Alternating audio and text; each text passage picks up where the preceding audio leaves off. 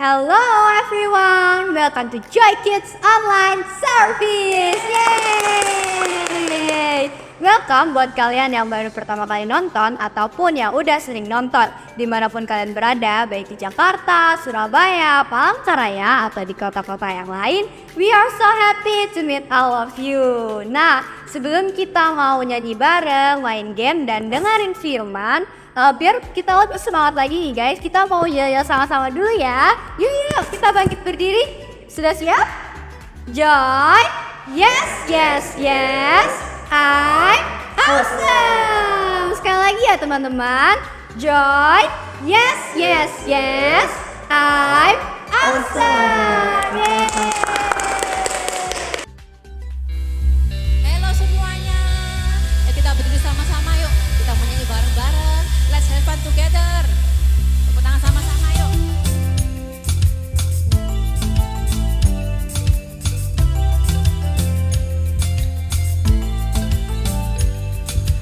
Kuat-kuat yang terkuat, hebat-hebat yang terhebat.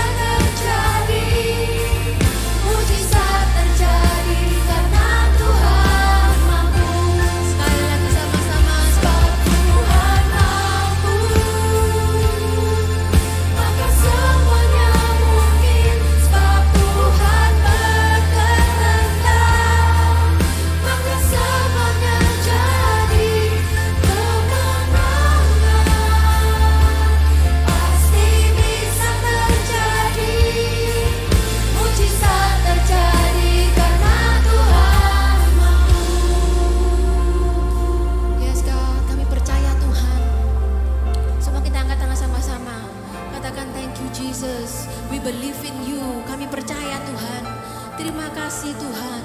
Thank you Jesus. We believe in you. Haleluya. Semua katakan thank you Jesus. We believe in you. Haleluya. Semuanya katakan sama-sama. Yes, katakan. Yes God. We believe in you. Kami percaya Tuhan. Kau Tuhan yang hebat. Kami percaya Tuhan. Kau Tuhan yang mampu. Haleluya. Haleluya. Haleluya. Yes Jesus. Haleluya. Terima kasih Tuhan. Katakan yes God. We believe in you God. Haleluya. Haleluya. Yes Jesus. Haleluya. Terima kasih Tuhan. Yes God. Coba katakan. Tuhan mampu, maka semuanya mungkin. Sebab Tuhan berkehendak, maka semuanya jadi kemenangan. Pasti bisa terjadi, mujizat terjadi karena Tuhan mampu. Pemulihan pasti bisa terjadi, berkat terjadi karena Tuhan mampu. Kesembuhan pasti bisa terjadi, mujizat terjadi karena Tuhan mampu. Lewat temuan Tuhan Yesus kita. Yes God, ya Tuhan, terima kasih Tuhan, terima kasih Tuhan. Kami tahu Kau Tuhan yang kuat, Kau Tuhan yang hebat, Kau Tuhan yang besar, dan Kau Tuhan yang mampu Tuhan menghadapi segala hal dalam kehidupan kami ya Tuhan. Kami percaya Tuhan, dan kami semua anak-anak-Mu Tuhan kami bersyukur atas Engkau ya Tuhan. Terima kasih Tuhan, hanya dalam itu kami bisa berdoa. Semua yang siap dengan firman katakan amin. Woohoo.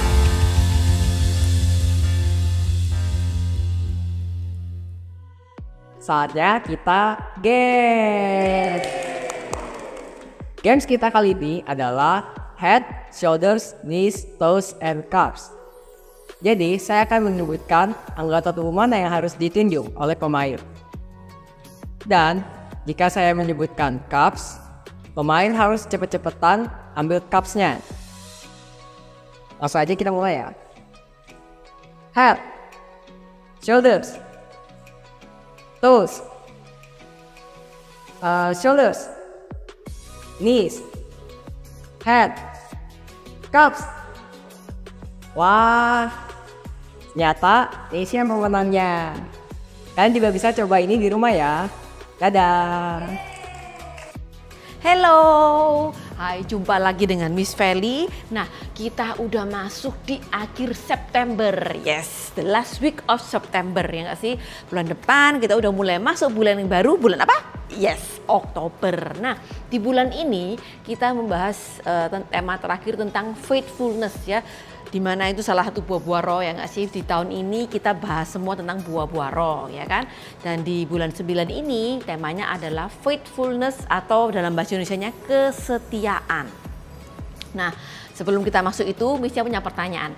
Siapa di sini yang pernah berenang?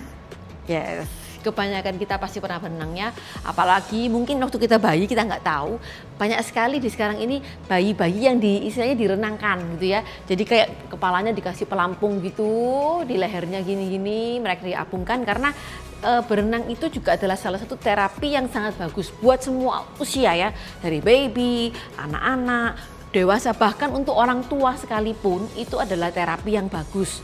Nah, tapi ternyata ya, berenang itu juga bisa jadi problem buat beberapa orang. Kenapa? Karena ada yang disebut dengan fobia atau ketakutan air yang disebut dengan namanya aquafobia. Ya, artinya orang ini punya ketakutan terhadap air. Bahkan bukan cuma di kolam renang, ada juga orang yang sampai takut mandi ya, karena dia takut banget dengan air. Itu yang ekstrim banget. Tapi yang nggak begitu ekstrim, mungkin seperti lihat air di bak mandi yang nggak banyak ya, kumpulan-kumpulan air yang banyak, termasuk kolam renang, itu juga membuat dia ketakutan.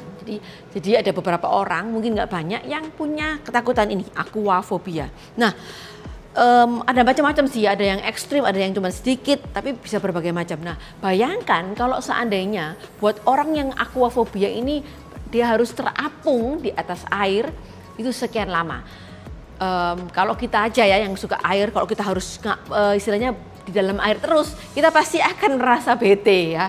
Kalau mungkin main air berenang 5 jam itu sudah sangat melelahkan. Bayangkan kalau kita harus berjam-jam atau berhari-hari di atas air, it's gonna make us stress, mungkin ya depresi atau apapun itu. Nah, hari ini ada sebuah cerita yang menceritakan tentang seseorang yang lagi naik kapal. Kapalnya ini mengalami sebuah musibah karena banyak angin ribut, akhirnya kapalnya ini terdampar. Nah, pada waktu itu adalah zaman di mana Paulus sedang istilahnya itu dia itu udah bertobat dan kemudian dia itu lagi dalam proses sedang mau dimasukkan ke dalam penjara ya, karena Paulus ini menyebarkan berita tentang Tuhan Yesus di mana-mana dan banyak orang yang tidak suka dengan hal itu. Nah, Paulus ini bersama dengan beberapa tahanan itu akan dipindahkan ya, mereka akan dibawa ke penjara, dipindahkan. Nah, di dalam proses itu Paulus itu diperlakukan dengan sangat baik sama perwira ini ya, karena perwira ini Julius ini dia juga mengenal beberapa orang Kristen ya, istilahnya orang yang pengikut Kristus, dan dia itu istilahnya mengenal juga Paulus. Ya sudahlah, dia jadi kalau tahanan itu kan biasanya diperlakukan dengan sangat jahat ya, tapi terhadap Paulus, Julius ini memperlakukan dia dengan sangat baik. Nah, mereka bersiap-siap untuk menuju ke sebuah pulau. Tapi ketika mereka mau berlayar, angin itu istilahnya sangat jahat ya. Jadi anginnya itu seolah-olah itu melawan arah kapal. Tapi akhirnya mereka karena mereka nggak bisa menerjang angin, mereka menyusuri pantai ya. Jadi jalannya itu di pinggir-pinggir. Jadi semakin lama berada di dalam kapal. Kalau langsung mereka nyebrang langsung mungkin itu 10 hari gitu ya. Tapi karena mereka menyusuri, jadi mereka harus memakan waktu mungkin sekitar 3 minggu gitu. Nah, lalu mereka mengarungi laut, berhadapan dengan Kilikia, Pamfilia, lalu sampai di Mira, negeri Likia. Nah, di sana mereka berhenti dulu gitu ya, karena mereka harus ganti kapal gitu ya. Mereka harus pindah kapal, transit lah istilahnya, mereka harus pindah kapal.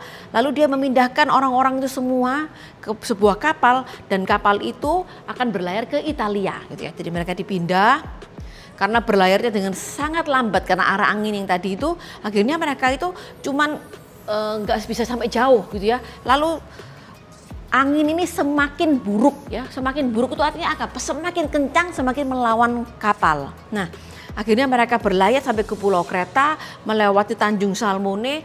Di sana baru mereka itu seolah-olah terlindung dari angin. Nah, akhirnya dengan susah payah mereka menyusuri pantai pulau itu dan di sebuah tempat yang bernama Pelabuhan Indah. Beberapa waktu kemudian itu adalah sebuah hari perayaan pendamaian orang Yahudi. Nah, karena mereka ini, ya itu tadi Misnya bilang ya, mereka berlayar lama banget karena angin yang nggak jelas ini, mereka itu sampai kelewatan berbagai macam hal yang harus bisa mereka lakukan di darat. Nah, lalu Paulus tuh ngomong gini sama orang-orang ya, dia tuh kasih nasihat. Karena Paulus ini kan dia dekat dengan Tuhan, jadi dia tuh banyak mendapat istilahnya itu kayak hikmat gitu ya. Lalu dia tuh ngomong sama orang-orang di sana. Menurut pendapatnya dia, itu sangat berbahaya kalau ini berlayar terus karena anginnya sangat jahat. Nah, kita akan mengalami kerugian besar ya, bukan cuma pada muatan tapi juga kapalnya gitu ya. Dan bahkan yang the worst thing, istilahnya mereka bisa mati gitu ya. Lalu Paulus tuh kasih tahu mereka, tapi si Julius ini ya, dia lebih percaya kepada istilahnya nahkoda kapalnya dan juga orang-orang yang yang biasanya mengendalikan kapal ya, nahkodanya, jurumudi, kaptennya, pokoknya yang memimpin kapal itu bilang nggak apa-apa, nggak ada masalah. Maksudnya kan mereka juga berpikir Paulus ini bisa ngerti gitu ya.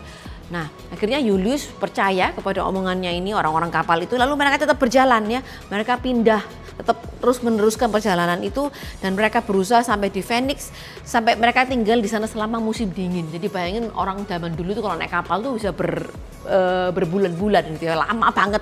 Mereka harus berhenti di suatu tempat yang lain. Nah, setelah itu mulailah angin itu mulai kelihatan seperti bersahabat gitu ya. Lalu perwira kapal ini memutuskan, udah, this is the right time, ayo kita pergi sekarang gitu ya. Oke, perwira dan kapten ini setuju, kita mau pergi supaya mereka bisa segera istilahnya sampai pada tujuan gitu kan, biar selesai kerjaannya. Nah, ternyata di sana angin itu semakin jahat ya, semakin gak karu-karuan. Justru mereka itu angin itu terus mengamuk dan akhirnya apa? Muatan-muatannya harus dibuang. Karena apa? airnya begitu banyak yang masuk ke dalam kapal dan kapal ini mulai terombang-ambing, mulai semakin istilahnya semakin menakutkan. Akhirnya muatan-muatan yang berat itu mulai dibuangin. Aduh, ini boleh dibuangin ya. Lalu kemudian setelah muatan-muatan itu dibuangin, mereka mulai bingung apa yang harus dibuangin karena kapalnya juga tidak semakin stabil, semakin kacau karena angin itu semakin jahat. Berhari-hari mereka nggak melihat matahari, nggak bisa lihat bintang, angin itu semakin ngamuk, semakin jahat ya. Dan akhirnya mereka mulai hilang harapan ya. Mereka mulai, aduh, ini kayaknya sudah istilahnya bakal mati nih kita nih gitu ya, karena kan ini di tengah-tengah laut nggak jelas dan beberapa di antara mereka mulai stres. Kalau stres apa akhirnya mereka nggak bisa makan. Lalu Paulus berdiri ya di tengah-tengah mereka dan Paulus ngomong. Nah, ya dia nggak menyalahkan, cuman dia berkata seandainya kalian mendengarkan aku, mungkin ini tidak akan terjadi. Tapi it's okay dia bilang, karena kita sudah terlanjur udah di sini. Itu it's okay. Yang penting sekarang kita semua harus makan ya, supaya kita istilahnya pikirannya bisa kembali normal. Dan ini yang dia pesankan pada mereka. Ini hal yang penting yang perlu kita perhatikan sama-sama juga. Paulus bilang gini, tidak ada seorang pun dari antara kita yang akan mati ya. Karena apa? Kita cuma kehilangan kapal ini karena apa? Malaikat itu tadi malam udah ngomong sama aku. Paulus bilang gitu ya. Jadi nggak akan ada seorang pun yang mati, cuman kapal ini yang akan rusak. Dan jangan takut ya, karena apa ini? Pesan malaikat itu, jangan takut Paulus, kamu akan menghadap kepada kaisar ya, karena Paulus ini kan tahanan yang mau dibawa menuju kepada kaisar. Jadi jangan hilang harapan, dan atas kebaikan hati Allahmu kepadamu, semua orang yang berlayar sama kamu ini akan selamat karena engkau itu Paulus ya maksudnya. Jadi saudara-saudara, Paulus bilang sama semua orang ya, jangan takut ya, percayalah, berbesar hatilah, karena apa? Kita semua pasti akan selamat dan kita nanti ini akan terdampar di sebuah pulau gitu ya. Oke, akhirnya karena semangat yang Paulus berikan dan sudah 14 hari ya mereka ngapung-ngapung di atas laut itu, lalu mereka merasa mulai tenang, mereka mulai bisa makan, dan seketika itu juga nggak berapa lama kemudian mereka mulai melihat daratan ya. Ada daratan ya, wah. Mereka mulai ngukur kedalaman lautnya, wah ini kelihatannya sudah mulai dekat. Lalu mereka ukur lagi dan ternyata kapal mereka itu karena mungkin mereka kurang bener ngukurnya atau gimana, terkandaslah di sebuah karang ya. Kalau kapalnya kena karang, otomatis apa? Pasti pecah ya kan. Nah akhirnya ketika mereka lihat itu semua, wah ini sudah mulai banyak yang rusak ini ya kapal-kapalnya. Lalu si orang yang istilahnya kayak kaptennya, jurumudinya, awak-awak kapal tuh mereka mulai ketakutan sendiri gitu ya. Mereka mulai berpikir untuk menyelamatkan diri mereka sendiri, sudah nggak peduli sama tawanan yang mereka bawa. Nah pada waktu itu karena mereka lihat seperti itu, lalu si perwira dan juga prajurit-prajurit yang lain mereka malah berpikir, wah kalau seandainya ini nanti kita terdampar di sini dan ini semua orang lari, ini sangat bahaya. Mending lebih baik oleh perwira itu berpikir kita bunuh aja semuanya gitu ya, supaya sudah aman gitu kan, tahanannya penjahat-penjahatnya nggak bisa lari. Lalu Paulus bilang tenang saja, nggak usah takut, aku sudah kasih tahu kamu dari awal kalau kita akan selamat dan terdampar di sebuah pulau dan mereka semua ini tidak akan melarikan diri. Beneran ya seperti dikatakan Paulus. Lalu dia ngajak makan, lalu Paulus mulai mengajak mereka berdoa. Oke, ayo semuanya kita mau makan sama-sama, ayo kita tenangkan hati kita, karena kan mereka sudah mulai semakin gelisah karena kapalnya mau mulai rusak gitu ya. Lalu akhirnya ketika mereka semakin melihat daratan, lalu mereka mulai itu ya menurunkan istilahnya barang-barangnya yang mereka bisa mengapung supaya mereka bisa berenang menuju ke tepian. Nah di momen-momen mereka sudah mulai istilahnya mempersiapkan diri untuk pergi ke daratan, ternyata ada sebuah ombak yang semakin kencang gitu ya. Akhirnya karena ombak ini kencang sekali, akhirnya menghancurkan bagian kapal ya. Kapal yang tadi itu udah mulai agak nggak jelas, semakin hancur karena dipukul ombak yang keras. Lalu akhirnya prajurit-prajurit di kapal itu yang membawa semua tawanan itu pergi, lalu mereka berenang menuju ke daratan. Dan di sana semua orang itu nggak ada yang lari ya, tawan seperti dikatakan Paulus, nggak ada yang lari, dan juga akhirnya semuanya selamat sampai ke daratan. Gitu ya. Jadi kalau kita dengar cerita tadi, bayangin ya seandainya kita itu berada di atas kapal belasan hari atau mungkin puluhan hari, kita pasti akan semakin stres ya, karena kita manusia ini nggak harus hidup di laut, ya. Kita manusia itu harusnya hidup di darat. Jadi kita butuh berjalan di atas daratan. Dan kalau di atas kapal itu istilahnya terombang-ambing terus, begitu turun pun posisi kita juga seperti bergoyang-goyang gini ya. Nah, jadi kalian bisa bayangkan betapa nggak nyamannya, apalagi buat orang yang takut terhadap air, ya kan, kayak tadi Miss bilang di awal. Nah, kalau kita tadi perhatikan ya, di dalam sebuah kapal itu ada orang yang mengemudikan kapal, ya nggak sih? Kalau kita naik mobil ada yang namanya supir atau driver, ya nggak? Lalu kalau kita naik kereta, ayo siapa namanya? Ada yang tahu? Yes, kalau naik kereta itu namanya adalah masinis, ya nggak sih? Kalau kita naik pesawat terbang, ya kan? Kalau kita naik pesawat terbang ada yang nyetir, misalnya mengendalikan pesawat terbang itu yang disebut dengan apa? Pilot. Nah, kalau di kapal, siapa nama pengemudinya? Ada yang tahu? Yes, nahkoda ya. Nah, kalau kita baca di Alkitab disebut dengan jurumudi. Nahkoda ini adalah orang yang memutuskan, istilahnya bukan memutuskan, yang tahu ya, yang mengerti, menguasai kapal, gimana cara beloknya ke kanan, ke kiri. Nah, padahal tadi seharusnya nahkoda ini kan mengerti ya. Nah, padahal tadi Paulus sudah ngasih tahu mereka, ya kan, sudah dikasih tahu, sudah dikasih nasihat, tapi mereka nggak mendengarkan. Siapa di sini yang seperti itu ya? Kayak Paulus, bukan Paulus, kayak Julius perwira tadi sudah dikasih nasihat, diberi masukan yang baik, tapi tidak didengarkan. Nah, kita juga perlu belajar supaya kita juga bisa mendengarkan nasihat yang baik. Tapi kita nggak bahas tentang itunya ya. Yang kita mau ingat sama-sama adalah ini. Ketika dalam situasi terburuk sekalipun ya, tadi itu kan ya, mereka sudah istilahnya diambang kematian ya, udah mau mati kan. Kalau di atas kapalnya terombang-ambing, kalau sampai kapalnya tenggelam, nggak ada daratan, mau berenang kemana coba, ya nggak sih? Jadi mereka sudah benar-benar di suatu hal yang sangat-sangat the worst thing gitu ya, worst part pokoknya. Nah, di momen itu Paulus masih bisa apa? Share good news. Ya, dia masih bisa ceritakan kabar baik. Dia masih bisa kasih semangat buat orang lain. Share the good news ya, kasih tahu orang lain jangan khawatir. Kamu nggak mungkin mati, kamu pasti akan selamat. Karena Tuhanku sudah ngomong kalau kalian pasti akan diselamatkan. Itu adalah hebatnya Paulus ya, yang kita pelajari hari ini. Dia masih faithful ya dengan imannya. Dia bahkan masih bisa menceritakan good news di momen dia udah istilahnya dalam momen terburuknya. Nah, Paulus masih bisa menyebarkan imannya di momen-momen dia mengalami hal yang sangat buruk. Dia tawanan, udah mau mati, nasihat gak didengarkan, ya gak sih? Itu sesuatu yang sangat menjengkelkan pasti, tapi dia masih bisa menyemangati orang-orang yang gak mendengarkan dia ini tadi. Dia share his faith, share good news tentang apa? Keselamatan yang datang dari mana? Tuhan Yesus. Nah, sama kayak kita, mungkin kita nggak di momen kita di atas kapal, tapi kita mungkin di momen yang kita nggak merasa kita baik. Kita merasa aduh nilaiku jelek semua, atau mungkin kita merasa aduh my family is ruin ya, aduh mungkin keluargaku lagi dalam kondisi yang terburuk, tapi kita masih bisa share the good news. Yang bisa kita lakukan apa? Kita harus invest dulu ya. Kalau dibilang wah invest berarti kan harus keluar dana dong, atau keluar sesuatu. Ya nggak sampai seperti apa. Misalnya kita bisa pinjamkan teman kita pensil atau pen yang mereka lagi butuhkan ketika mereka nggak bawa, atau eraser atau penggaris, atau mungkin jangka ya, apa itu namanya. Lalu atau mungkin bisa macam-macam. Kita bisa pinjamkan apapun yang kita sudah punya kepada teman kita di sekolah, atau mungkin kita juga bisa bantu teman kita ya, bukan bantu bikinkan, tapi kita membantu menjelaskan yang bagian yang mereka nggak ngerti.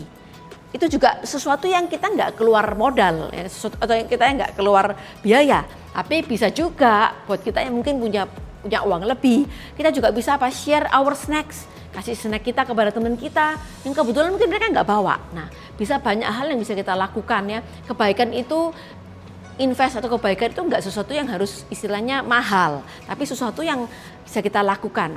Lalu setelah kita invest, setelah kita melakukan kebaikan, kita bisa invite mereka. Nah, kita bisa share the good news, ceritakan tentang kebaikan Tuhan, atau mungkin hal-hal yang kita dapatkan ketika kita di gereja, itu bisa juga kita share kepada teman kita yang sudah kita pernah invest. Lalu di saat itu kita juga bisa invite mereka untuk mereka juga bisa menikmati kasih Tuhan yang kita nikmati selama ini. Jadi kita mau sama-sama ya, mulai saat ini kita belajar let's invest and invite. Ya, kita mau invest dulu, do the good things, baru kita share the good news. Dan kita invite mereka untuk mereka juga bisa mereka juga bisa merasakan kasih Tuhan yang kita rasakan.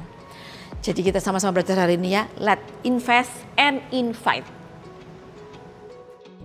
Super kebenaran kita minggu ini adalah let's invest and invite.